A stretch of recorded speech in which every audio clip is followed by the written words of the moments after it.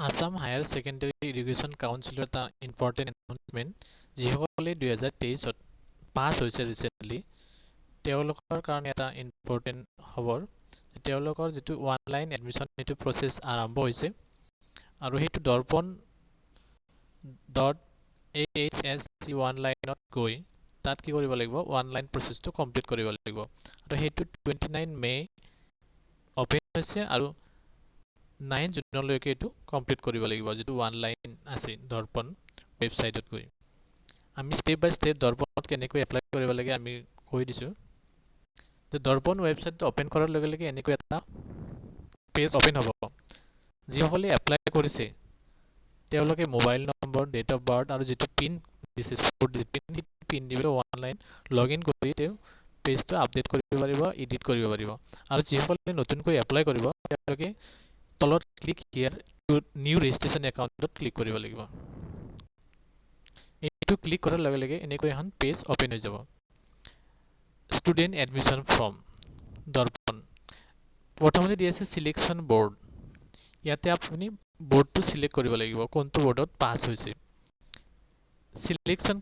class 10 exam passing ইয়াৰ কোনটো ইয়াৰত pass হৈছে যদি 2023 ত পাইছে 2023 দিব লাগিব যদি 2021 ত পাইছে 21 দিব লাগিব কিন্তু ইয়াতে 21 দিলে ইয়াতে আপু গেপ সাৰ্টিফিকেটৰ কাৰণে এটা 3 year permission from council gap more than 3 years হলে এটো গেপৰ সাৰ্টিফিকেট দিব লাগিব তাৰ পিছত নেম অফ ক্লাস 10 এক্সামিনেশন নামটো দিব লাগিব HSLC ইয়াৰ পিছত ৰোল নম্বৰটো আপুনি যেটো এজ পাৰ সাৰ্টিফিকেটত আছে মাৰ্কশিটত আছে হেতু দিব লাগিব মাৰ্ক কিমান পাইছে আৰু টোটাল মাৰ্ক কিমান হেতু আপুনি ফিল আপ কৰিব লাগিব পাৰ্চেন্টেজটো ইয়াতে অটোমেটিক লৈ ল'ব তাৰ পিছত 10ৰ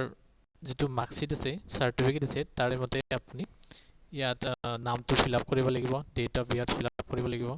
date of birth mother's name father's name guardian name email ID থাকিলে ইমেইল আইডিটো দিব পাৰিব আৰু যেটো মোবাইল নম্বৰ দিব লাগিব কাৰণ মোবাইল নম্বৰটো বহুত ইম্পৰ্টেন্ট হয় মোবাইল নম্বৰটো থ্ৰু দিয়ে ইটো লগইন কৰিব পাৰিব আৰু যেটো মোবাইল মানে ৰেগুলাৰ ইউজ কৰা যায় হেতু মোবাইল নম্বৰ দিলে বেছি ভাল হয় তাৰ পিছত ইয়াৰ নেশনালিটি ইণ্ডিয়ান অটোমেটিক আহি যাব ইয়াৰ পিছত আপুনি নিজৰ যেটো এড্ৰেছ আছে সেই এড্ৰেছটো ইয়াতে ফিল আপ কৰিব লাগিব ইয়াৰ পিছত ৰিলিজন যেটো ৰিলিজনত আপুনি হয় সেই ৰিলিজনটো ইয়াতে দিব লাগিব কাষ্ট দিব লাগিব কাষ্টটো দিলে কাষ্ট সাৰ্টিফিকেট আপুনি এপ্লাই কৰিব লাগিব জেনাৰেল দিলে নালাগে জেন্ডাৰ মেল ফিমেল এইবিলাক দিব লাগিব ইয়াৰ পিছত ইকোনমিক্যালি যদি উইক হয় উইক সেকশন ইডব্লিউ সাৰ্টিফিকেট আছে তেতিয়ালে ইয়েস কৰিব লাগিব ইয়াতে এটো সাৰ্টিফিকেট আপুনি ব্ৰাউজ কৰিব লাগিব আপলোড কৰিব লাগিব নাথাকিলে নো কৰিব লাগিব ইয়াৰ পিছত এটা ইম্পৰ্টেন্ট হয় এটা ফটো এটা আপলোড কৰিব লাগিব 1 MB হ'ব লাগিব আৰু যেটো ফৰমেট JPG JPEG আৰু PNG ফৰমেট হ'ব লাগিব সেম ফৰমেটত আকৌ মাৰ্কশিটখনো ইয়াতে আপলোড কৰিব লাগিব ইয়াৰ পিছত এটা 4 ডিজিট লগইন পিন আপুনি চয়েস কৰিব লাগিব হেতু আপোনাৰ পাৰ্সোনেল হ'ব তাৰ পিছত ইয়াত বাই ক্লিক কৰি প্ৰসেসটো নেক্সট কৰিব লাগিব নেক্সট কৰাৰ লগে লগে আপোনাৰ যি কলেজ সিলেক্ট কৰিব লাগে সেই কলেজ সিলেক্ট কৰি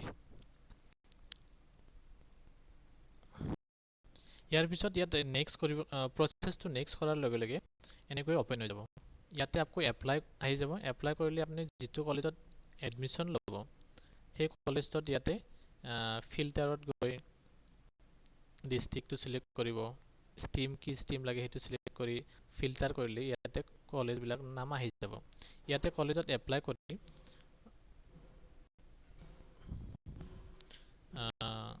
ইয়াতে বেসিক প্ৰফাইল আৰু এপ্লাই স্ট্ৰীম আহি যাব আৰু ইয়াতে কি সাবজেক্ট লাগিব হেবিলাক এপ্লাই কৰিলে অটোমেটিক এনেকৈ আহি যাব এনেকৈ আপুনি গৈ দৰ্পণ ওয়েবসাইটত গৈ কলেজ সিলেক্ট কৰিব পাৰিব